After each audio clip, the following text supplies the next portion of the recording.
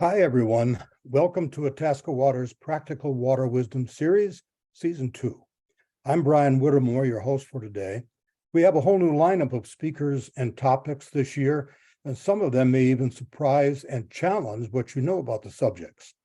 Itasca Waters is a nonprofit whose goal is to educate residents in Itasca County about how to keep our water clean for both the environment and the economy.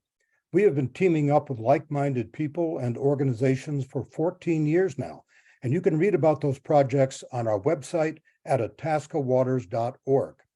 If any of that is of interest to you, please consider becoming a member or a volunteer to help support programs like this.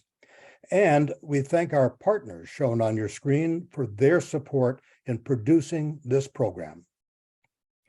Now, here on this next screen is your guide for today's program. Dr. Clarke-Sather will speak for 30 minutes or so, and then we'll answer questions from you. To submit a question, you only need to click on the Q&A button at the bottom of the screen and type in a brief question. You can do this at any time, and we will read the questions on your behalf. We will not be using the chat function today. This program is being recorded and will be available for viewing online through our website, itascawaters.org. Finally, we value your opinion, so please click on the survey link, which will be on the screen at the end of today's program, or complete the survey that will be sent to you by email. And we thank you much for doing that. Today's presenter is Dr. Afton Clarke-Sather, and the title of today's program is Decrease Your Water Footprint and Save Money Too. Dr. Clarke-Sather is an associate professor of geography at the University of Minnesota Duluth. He is a human environment geographer who has studied water use and water policy for the last decade and a half. His research has examined how changing cropping systems addresses water shortage in Western China and the politics associated with drinking water systems. This presentation will discuss water footprints and will examine where water use by most Americans really comes from and what we can do to save water in our daily life. So here is Dr. Clarke-Sather. Afton?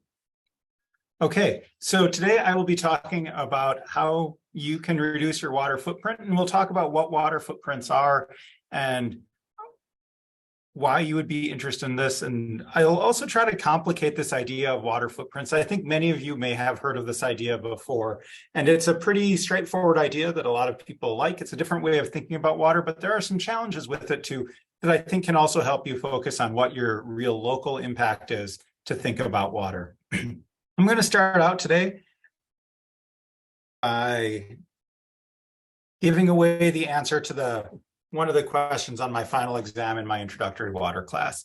So I always ask my students, what can you do to reduce, or what did you learn in this class that will change one of your behaviors? And the one answer that I tend to think will get students not as great a grade is when they say, I'll turn my water off when I stop brushing my teeth, which is not to say that you shouldn't do that. Turn the water off when you brush your teeth, by all means. But when we look at your water use in the grand scheme of things, where your total water use on a daily basis comes from, that direct water that you're using from the tap that is being used and running while you're brushing your teeth is probably not actually your biggest water use. In fact, it's almost certainly not. It's quite far from that. And that shows us this idea of water footprints. So while you should turn your water off while you're brushing your teeth, it's also very important that you think of the other ways you can decrease your water use in your life. So first, let's talk about what a water footprint is.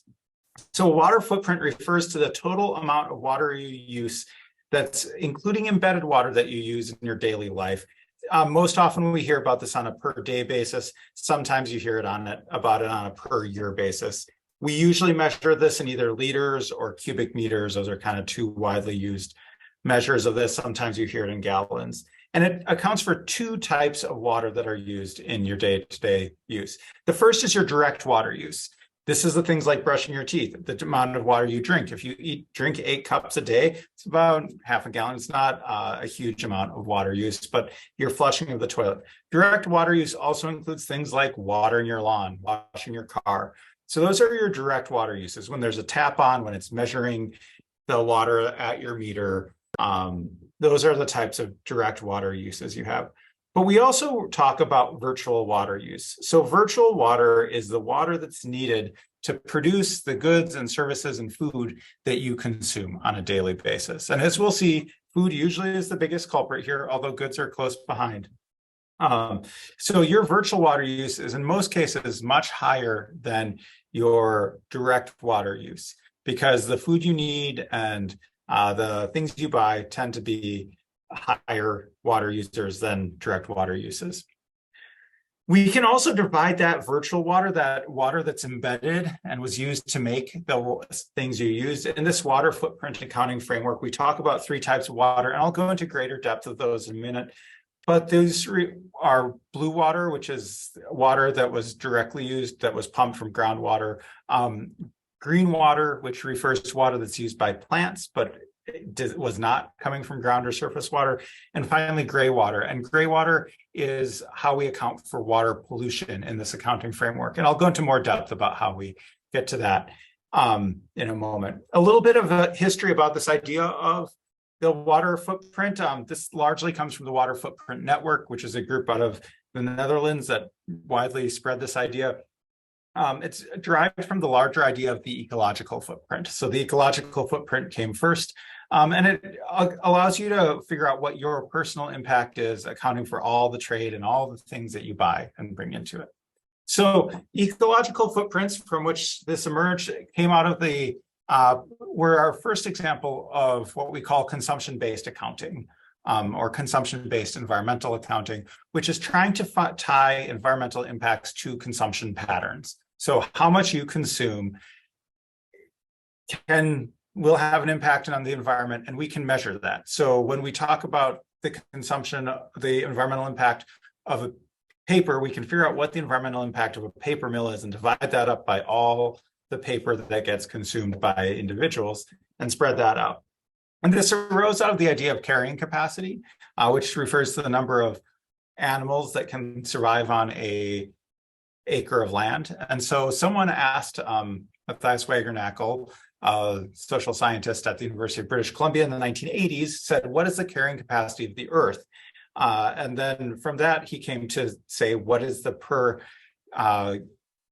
acre needs of humans on Earth, which is where this idea of ecological footprints came from. This is why we call it a water footprint, as it comes out of the same footprint. The big thesis he wrote about this was in the year 1989, so right around 1990. There were a couple big revolutions that made this possible. One was we had personal computers. Everyone had a spreadsheet, and you could calculate this for the first time. The second was that during the 1980s, we saw these big databases around trade emerge, which helped a lot too.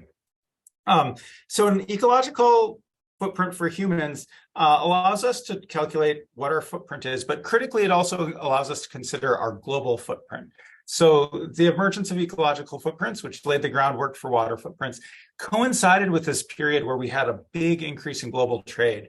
And one of the big questions was, as the American environment improved in the 1980s, a big question that was asked is, are we seeing an increase in our environmental quality, a decrease in pollution, or are we just exporting our pollution to other parts of the world?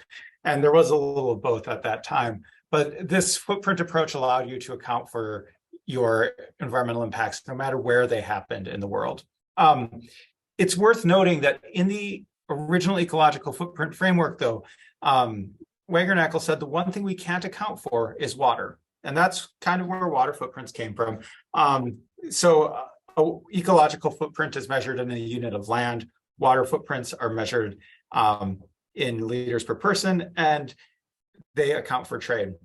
I'm going to go ahead and show you my own personal water footprint here. I did this calculator recently. This is one of many that are online.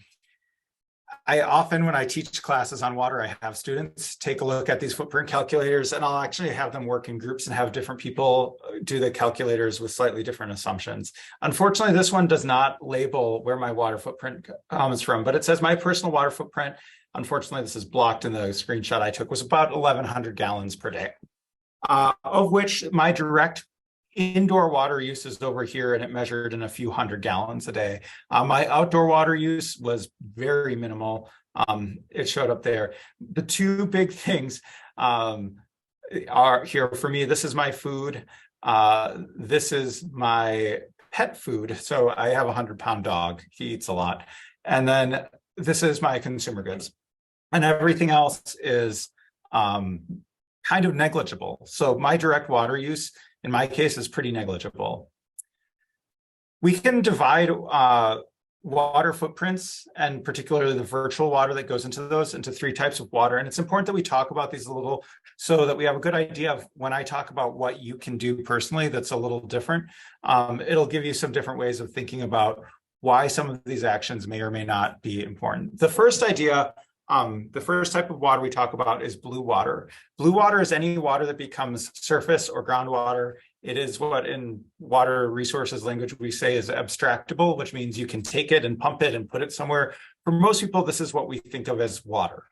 Something that you can pump, you can take it, you can put it in a tap, you can put it in a faucet. So any of those uses are what we call blue water uses that go into the footprint. The second category here is what we call green water. Now, green water is water that is used by plants. It is rainfall that plants use that never enters groundwater or surface water flows. So it lands in the soil, it stays in the soil, plants use it, and that's how we make use of them. That's about 85% of water use by humans is coming from this green water through food production. Our final category is gray water, and I mentioned this one's a little tricky, and gray water is particularly tricky because it's actually very ecosystem specific. But gray water refers to the amount of water that is needed to assimilate a unit of water pollution associated with an activity. So if you're looking at agriculture, that means amount of fertilizer pollution. They assume about 10% will run off in the models that feed our water footprint method. That runoff, then how much more water do you need to assimilate that and get it back down to an ambient standard? There's ways to account for wastewater treatment in this. If you're looking at an industrial process, similarly, it's an assimilation model. So the gray water is how we deal with this assimilative capacity and how we treat water pollution issues. I have here, I got some graphs for the Mississippi Basin that I pulled off the Water Footprint Network. And you can see green water, by definition, all of this has to be crops that use this water. And wheat is our biggest user, followed by corn, soy, and fodder crops among water uses in the Mississippi Basin. If we go and jump to blue water, so this is water that is pumped and used somehow, you can look that crops are still, for using irrigation, by far our biggest users. So food products are the biggest users of water in the Mississippi Basin. Industrial use accounts for only about 6.3%. And domestic use, things like municipal water supplies and industry, fits under this other category, which is about 8%.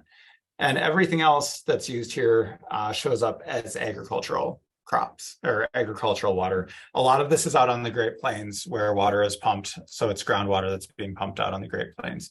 It's worth noting in the United States, the single biggest abstraction use of blue water historically, and I'm not sure if this has changed, it has been power generation. It recently or soon will turn into agricultural irrigation as we use less and less thermal power in our power sector.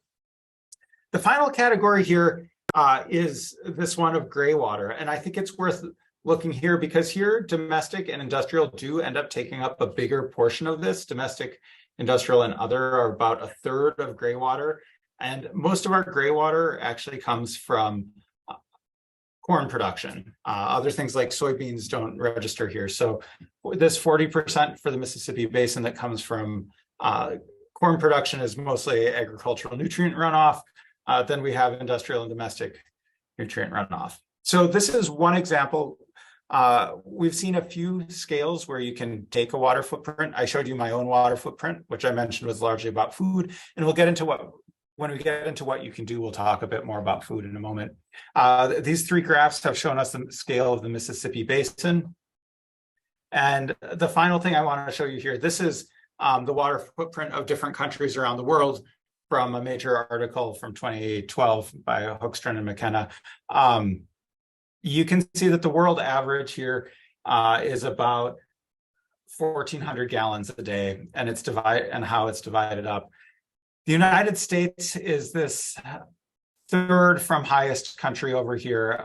Bolivia and Niger, there's some weird things about the crops they grow and the relative productivity of those crops that lead to very high water footprints. But the United States is here. And you can see in the United States, industrial processing products still are not that high in terms of the virtual water that's involved.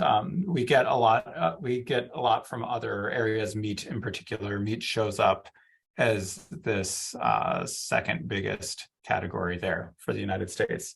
So this is the global scale, and you can see the United States is quite high, except for these two kind of outlier countries. We're still kind of a notch above the next two biggest countries, which are Spain and Portugal.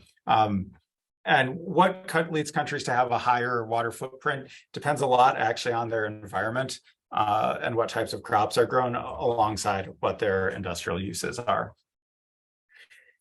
Here also is the 10 largest freshwater consumers in the country, or in the world. We have China, India, and the United States as terms of abstracted freshwater comes in third here after these two with larger populations. And then where that goes, you can see here again, industry and household water use being relatively small compared to agricultural, meaning meats, cereals, and other foods. So a final point about water footprints, and this will come up again when we talk about what you can do, is water footprints are a way of taking and saying, what is your water impact across the globe? And it takes it in one standardized unit, which is gallons or liters per day. And what's convenient about that is that we can say, here's the total water use.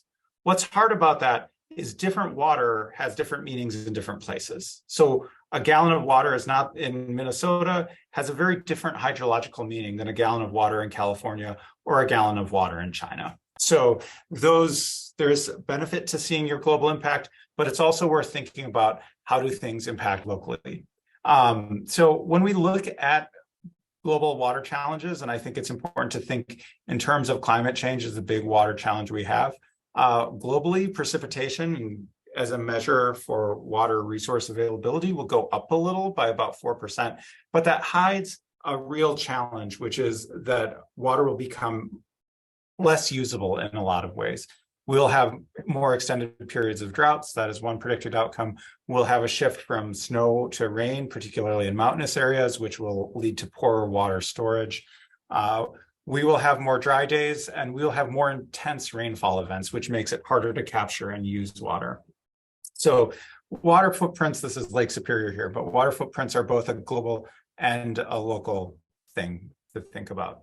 So the second part of this focuses on what can you do about your water footprint? What can you do to reduce your water footprint and hopefully save some money too? And I'm going to go through couple major things. The first I'm going to talk about is food, and then I'm going to talk about landscaping. And landscaping, as we'll talk about, is going to show up more on that local scale and the gray water side of things in particular. First, food, focus on consumption. Food is, for most of you, almost certainly your biggest source of your water footprint. Even for vegetarians out there, food usually shows up as their biggest source of their water footprint. And if you are a meat eater, I am a meat eater. Meat is going to be the biggest contributor to your water footprint. Dairy and dairy alternatives also can be an issue. But also don't forget your other consumption. We don't dial that in quite as much because it's actually a lot harder to measure. And when you do things like surveys about people, people are much better able to recall like how often do you eat meat each week than they are able to say how many cotton t-shirts do you buy each week, for example.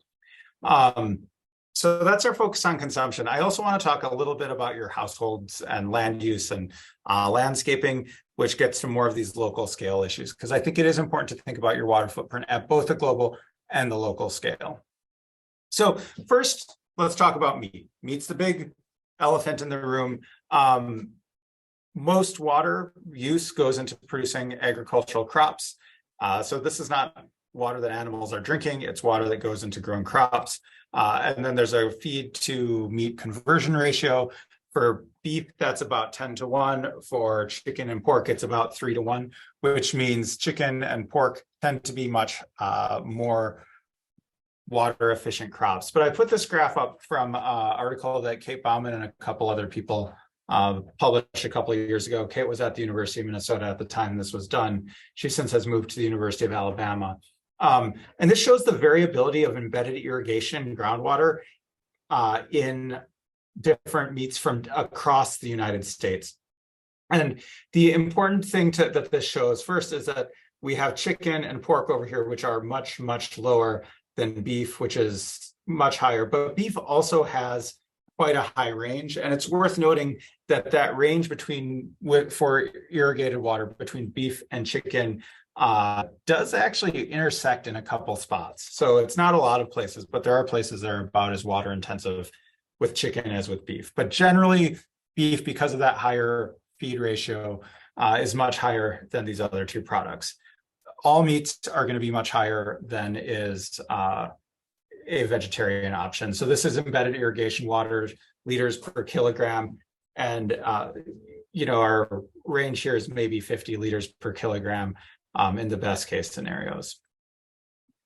But I also always have to turn to beef and say there are reasons why the water footprint of beef cannot be as bad as it sounds. And that's because beef cattle eat grass in a way that chickens or pigs do not. And in certain environments, that's actually the most effective way that humans can kind of make use of water, particularly green water availability. I often give the example of Mongolia. So sheep are similar to beef in terms of their water intensity of meat generated. But the Mongolian steppe and Mongolian grassland, the only way humans are going to be able to kind of capture that biological productivity is through grazing. So in that case, sheep are the most effective way of getting water. And the same can be said about grass-fed beef here. So it's not necessarily that water footprint is much lower, but it's a different type of water that is being used. It's green water. If it's coming in places where irrigated agriculture might not, or where non-irrigated agriculture might not work, then it might be in some ways a more efficient use of water. So what types of beef are going to be better? Pasture-raised beef. It's not necessarily that the water footprint is much lower, but the water that is used is coming through forage instead of through irrigation, and it's water that might not otherwise be widely used. Things that are from the upper Midwest, we tend to have a better, it's more likely to be getting grass and creating less stress on the water system if that beef comes from our area versus, for example, Kansas, which is a feedlot heavy area. So if it involves more green water from forage versus blue water, that's important.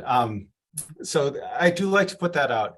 And this, we'll get to dairy in a moment, but this also applies to dairy, that we often hear a lot about California's nut industry, which is very water intensive.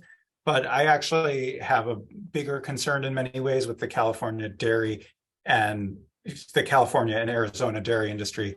Insofar as Wisconsin is not going to start growing almonds in the near future, but they grow cheese pretty well in Wisconsin. And so that's a case of what are kind of the highest priorities and uses of water. So as you're thinking about food, another thing you can think about in the choices you make is about food waste. Do you really need all the food you use? Approximately 40% of food used in the US is wasted. And as it turns out, the foods that are more likely to be wasted also have higher footprints, because if beef goes bad, you throw it out and that has a very high water footprint. Your flour is less likely to go bad in your cupboard, which has a lower water footprint. So fruits and vegetables, some they're variable with water footprints, but some have higher ones. So making sure you actually eat the food that you have is one of the biggest things you can do to reduce your water footprint. And it's going to save you some money as well. What milk do you drink? Cow milk has a pretty high water footprint. 628 liters from this particular study that was being cited versus about 28 liters per, I believe this is per gallon for soy milk. So cow milk has the biggest water use. But again, we have this question of, is it California milk or Wisconsin milk? Is it forage raised, or are we looking at crops that are being irrigated? So almond milk is also a pretty good culprit. oat milk, which has taken off as an alternative here, has become something that is also has a lower protein or lower water use. It's worth noting with milk too, this applies to all dairy. Cheese uses a lot of milk, so cheese is a pretty water footprint intensive crop. So I like to think through this. How can you make this decision in the context of something you might do in your daily life? As I mentioned, I'm a meat eater. I love a particular restaurant in Duluth, the OMC Smokehouse. So I pulled up their menu today and decided to try to figure out if I was going to go to the OMC Smokehouse and continue to eat meat, how could I think about what the water footprint of doing that would be? So I'm going to look down the menu, and I calculated out using the water footprint method here the impact of the water footprint of each of these menu items. So the first is smoked pulled pork, and this is from pork, which is in general, and that was for the 5-ounce portion, it's 181 gallons, 289 gallons for the 8-ounce portion. A rack of ribs weighs a lot more, so that full rack of ribs is 1,400 gallons of water, 722 for the half-gallon thing. Brisket, remember, beef is much more water intensive. It's about 3 times as water intensive in this measure as is pork. But because you're eating less of it on this particular menu, the 8-ounce portion of brisket, it comes in at 900 gallons, but that still is much, much higher than our 8-ounce portion of pulled pork, about 3 times what our pulled pork would be. And there's dry rib chicken there. The whole chicken is a little heavier as well. So you come in at 687 gallons for a whole chicken. So what can I do with this information if I'm deciding at the restaurant? I love brisket, but I might say, okay, I know pork is a lower water intensity crop. Maybe I decide I do want ribs, but then this question, do you get the whole rack or the half rack? Do you really ever need to eat a whole rack of ribs? Maybe if you just eat the Berkey, but under most conditions, a half rack will do, and it'll save 700 gallons of virtual water. And at the end of the day, I also put this up for comparison. If you got a Beyond Burger, which is about 4 ounces, its water footprint is 1.13 gallons.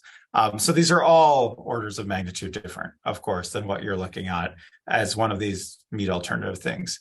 And when I finish up here, I'll talk about why I'm not telling everyone to just become a vegetarian. So take home points about diet: eat less animal protein, thinking about replacing some with meat alternatives, but also thinking about portion size and food waste. So if you are going to eat meat, think about how you can do it efficiently. Local animal protein here in the upper Midwest has, although nominally the same water footprint, the actual impacts of that might be a little different. Chicken and pork are lower than beef, and be conscious of the food waste, because even if you throw it out, it still has that same water footprint. I'm not going to talk a lot about consumption, but I do want to use this example. This is a bike I have, a steel frame bike, and basically everything except the frame had worn out. And I was getting ready to replace the bike last year, and my biking needs had changed over the 10 years that I'd owned it. And I was going to replace the bike. And then I thought, you know, what if I just rebuild from this bike? And I got basically all new components for the bike, but I did not replace the steel frame. And it still does its job quite well. I still can bike on it. And the reason I bring this up is that consumption is a little trickier to quantify. But in this case, asking yourself, do I really need to replace something, or is something that I have now going to continue to do the job for me with some alteration? So this bike looks entirely different now. And the reason it has lines all over it is I needed to take a bunch of measurements to make sure that the adjustments that I was going to do, the complete rebuilding of it, was going to be effective. I want to talk a little bit about your landscape as a final thing that you can do. And what this is talking about, this is a little less of an issue here in Minnesota, but it is in some important ways. And it's going to go to this idea of how your water footprint might vary or be more important at certain times than others. So think hard about your lawn. The average US lawn uses 750 gallons of water per watering. That's on average. There's so much variability about where you are in the US that it's tough, and how big your lawn is, that it's tough to know. And that only accounts for the blue water use. It doesn't account for gray water, and runoff from lawns is a pretty big source of water pollution in many areas. We've done a pretty good job of controlling point source water pollution, but non-point sources, with ag being the biggest one, but also urban landscapes, things like lawns, are important. So it has a big impact. In my own case, I have a lawn, and there's one part that I try to keep up is the lawn where my kids play sports in the summer. And then all the other areas I have been slowly trying to turn over to other landscaping. One example of this is xeriscaping. This comes from Denver, an example. And I put this particular image up there to show you that xeriscaping can look pretty green. Xeriscaping refers to drought-resistant plants. And one reason to think about this, and this is about the locally contextual importance of your water footprint, is pretty much by definition in Minnesota, when you need to water a lawn, we're going to be water stressed anyway. So maybe you need to water it a few times a year, but when you're going to want to water a lawn the most is during things like droughts, which is when we're going to be running low on groundwater anyway. And your water footprint, even if it's the same around the year, your water footprint in many ways is going to matter more during that drought time, at least your local water footprint. I also put up these landscaping examples, given that this is Itasca Waters, and many of you may be involved in lake ownership. I found this image of kind of the grass going all the way down to the lake, but that has some pretty significant gray water impacts, especially if you're fertilizing that lawn versus using vegetative buffers around the lake to catch some of that sediment. So we don't necessarily think of what we do with our lawn as being a form of water use, but when we take account of gray water, that is something that that shows up among your water use. And this one is tough to calculate. It doesn't show up as nicely in those online calculators that you have, because to calculate the gray water use associated with fertilizing a lawn by a lake, you need to know the standard water quality standard for the lake and how much was running off. So it's a very contextually dependent one, but it is a big impact that you can have on the lake. Also, you get to do less mowing. The final thing I put up to here is to be active in your community. And the reason I say that is because many of these choices we make about how much water we use and what our water footprint are may not even be choices at all. Many times we are asked to or required to do certain patterns of consumption that match these choices. An example is that many homeowners associations require you to maintain green grass. So you're required to actually do that irrigation. So being active and saying, can we try to move towards a landscaping pattern that uses less grass or is less water intensive is important. I put this up as a pop quiz, but I'll ask you to think about it. In this audience, we may have some soil and water commissioners, but I ask my students in my water policy class to name their soil and water district commissioner. I have never had someone able to do it yet. And I ask that each year. So being active in some of these roles can be helpful. Water footprints, the way we calculate them, they put the responsibility on the individual, but the individual exists in a society, and we have to play by rules that come from collective things. So being active in your soil water district, your lake association, these are another way you can reduce your water footprint.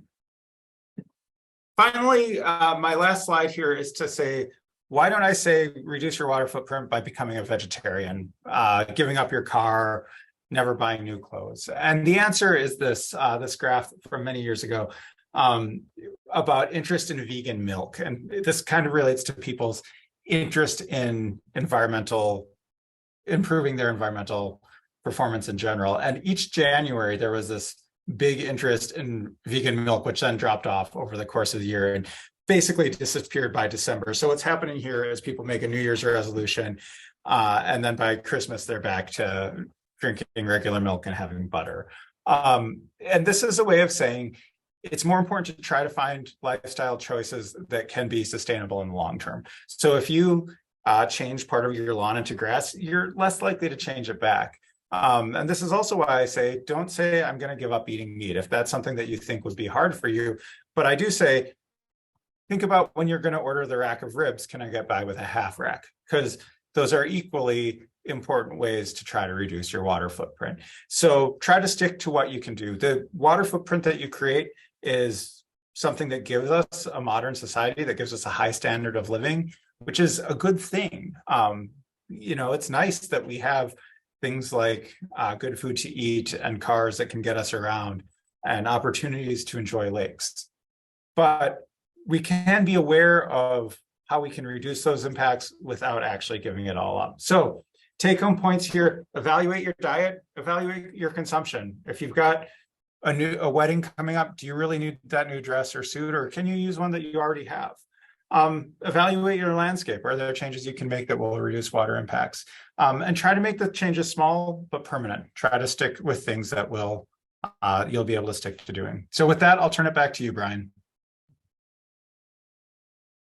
All right, Afton, thank you very much. That was good stuff.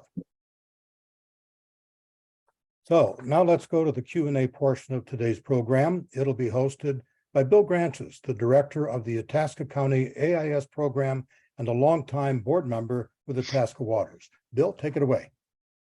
Thank you, Brian. Hello, everybody, and welcome to the question and answer session of today's program.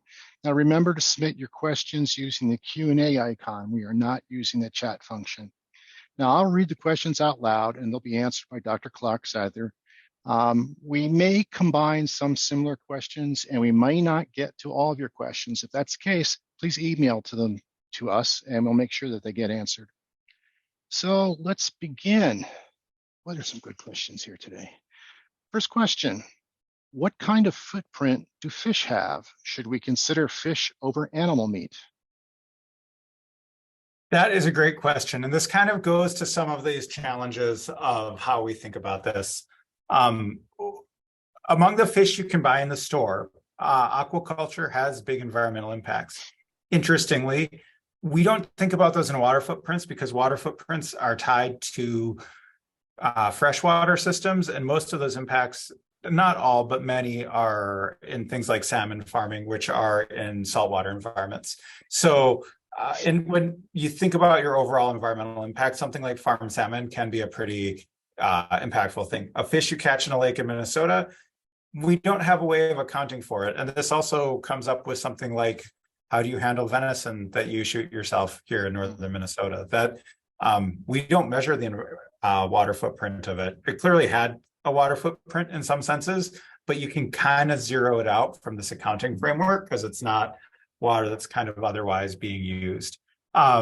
So I would say locally caught fish, pretty good. In terms of a water footprint, I have not seen them. I'm sure there are calculations for freshwater aquaculture systems, and they might appear pretty big. A lot of it might depend on how well they filter or how well they treat the wastewater coming from those systems. But generally, I would think in some ways fish would have lower water footprint implications. It's also worth noting that farm fish often are fed things like corn. So in that sense, they often do come from it. But I don't have specific numbers on fish water footprints. Okay. Next question is, since consumerism drives our economy, do we need to worry about choosing our economy versus our water footprint? Are we picking one over the other?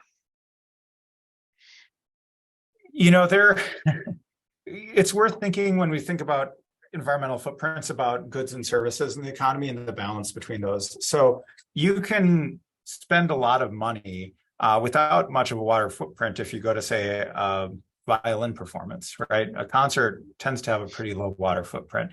Your barber, when you spend money there, does not necessarily have water footprint. So a lot of it comes to how much of what we buy as materials versus goods and versus services. This really became clear with all the supply chain issues during the pandemic, where the pandemic really increased our water footprint in some ways because a lot of spending that had been on services, which tend to be lower water impact than material goods, shifted to buying material goods instead.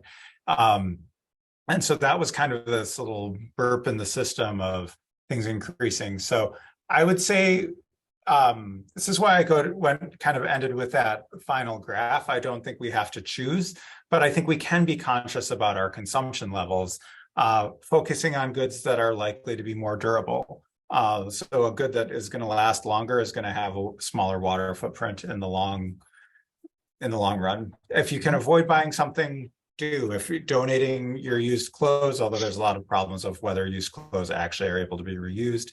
And to the extent you can buy something used instead of new, those things all can serve to reduce impact. But I don't think our economy has to be based on the purchase of new goods. That we already have a primarily service-based economy as it is. Very good. Next question from Karen is, what is the trade-off between the production of corn ethanol versus blue water footprint? Ethanol has a pretty high blue water footprint. Yeah, I don't have the numbers with me. The paper that I showed with those graphs about meat intensity also looked at corn ethanol intensity. So corn's kind of role in the system. Ethanol was initially viewed as a biofuel that would be relatively carbon neutral. Different studies, some have said it's a little positive, some have said it's a little negative, but most don't show it having a huge carbon benefit. What ethanol is used for now largely is as our replacement for lead in gasoline, and so it does actually have this kind of role in the industrial system for cars. So there tends to be a big blue water footprint, but it also depends a bit on where that corn was raised. So corn that is being raised in western Kansas on Oglala aquifer water is going to have a bigger blue water footprint than stuff coming from Iowa, which is usually mostly green water. It's rain-derived ethanol. But overall, ethanol is probably not the friendliest source of energy. Got it. Chris asks, do you have a favorite water footprint calculator website? Not off the top of my head. And they change a lot, actually. I do this thing where I have students compare water calculators, and I have a list. The one I used is, I think, waterfootprint.org. And I think that one's been pretty stable. But I've been teaching this class where I do this exercise for 10 years, and a lot of the ones have kind of come and gone because they often start as a educational program. There is a kind of a gold standard that came out of the Netherlands called the Water Footprint Assessment Manual. I'm looking over at my bookshelf to see whether I can go grab it off the shelf quickly, and I can't.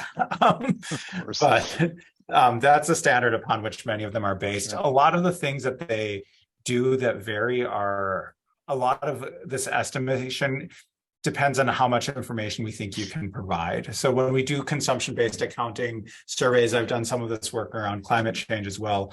A lot of it is based on how much money you spend on something. So for example, my goods section was based on basically a 3 criteria, like, do you like spending a lot, a little, or a whole lot on goods? Whereas other ones will say, how much do you spend on clothes each year? Most of the systems, though, do rely on changing expenditures into water footprints, which is by definition pretty imprecise, but it's pretty tough to track down, to ask you in a survey, how much did you spend at Old Navy this year on t-shirts versus at Costco or something. So that's why we do tend to see the expenditures. So I think these are all good guiding frameworks. I wouldn't take the number that you get to, if you get 10 gallons a day less than your friend, I wouldn't crow about it too much, though. I think that's well within the margin of error. Very good. John asks, what industries in northern Minnesota use the most water? I actually didn't include it, but one of the studies I looked at showed water footprint by industry for different counties. And in northern Minnesota, it showed up as mining as the biggest water user. Both, and I think that's based on permitted water use and perhaps on gray water use as well. But I do have that. And then as you get a little further south, it becomes agriculture. So Grand Rapids is kind of right at the dividing line. So St. Louis County, it was mining, and further south, it became agriculture. Well, where do Minnesotans rank among other states in terms of water footprint then? I also had those numbers in that graph that I didn't pull up. We're pretty good. We're relatively good. A lot of this, the thing I like to emphasize to people, though, is that so many of the things that we have are in nationally traded goods that I wouldn't emphasize the differences too much, because a lot more of it has to do with personal consumption. We have relatively higher personal incomes by about 20% compared to a lot of other states here in Minnesota, which is going to lead to higher personal consumption. Our electricity sector uses relatively less water than many other states, particularly in the Southeast, where they still have more thermal generation. So my memory from that is that we're on the lower end. But I also encourage you to think, this is where is Minnesota kind of the right scale at which to measure this, that your impacts still are existing within this kind of national framework where most of America's beef is coming from places like Kansas. And most of the turkey's coming from Minnesota. So Very good. Speaking of energy, is there a relationship between water use and energy use? there is. And I didn't go into great depth about this. One other thing you can do is try to drive less. So it takes about 3/4 of a gallon of water to make a gallon of gasoline. So that is, if you're a big driver, that can be a pretty significant source of an energy footprint. And as I mentioned, historically, the biggest permitted water uses in the United States were what we call thermal generation. That refers to coal-fired power plants and nuclear-fired power plants. Anything that's taking water, heating it up, running it through a turbine. Both of those are declining. Coal's declining more rapidly than nuclear, but we have been slowly seeing some nuclear plants decline. The things that have replaced it largely, both renewable energy, wind and solar, but also things like natural gas. Simple cycle natural gas plants don't use water. Combined cycle ones do, but they still use less than what you would see with the coal-fired power plant. So electricity generation is historically a very big water user. And it is one that, as our grid is transitioning from being coal-centered to being renewable and natural gas-centered, we are seeing reductions in water use coming from that. So for most people, it's not actually showing up as a big thing, even though electricity is a pretty big, historically a pretty big contributor to water footprints. Very good. I'm going to break protocol here, and I'm going to ask my own question. Once blue water goes into a power plant, I'm thinking of a power plant on the Mississippi River, and it is used by the power plant, but then is put back into the Mississippi River. Is it still then classified as blue water? It still is counted in this framework, yeah. Yeah, so it still is counted. I forget whether there's a measure for thermal pollution in there as well. But yeah, anything that's pumped out once, and that's true, when we look at this water use for irrigation as well, not all irrigation water is used by soil. A lot of it runs off and is moved into other places. So anything that is abstracted and taken and pumped up once, that counts as blue water. Gotcha. Thank you. Do trees account for some green water? John asks.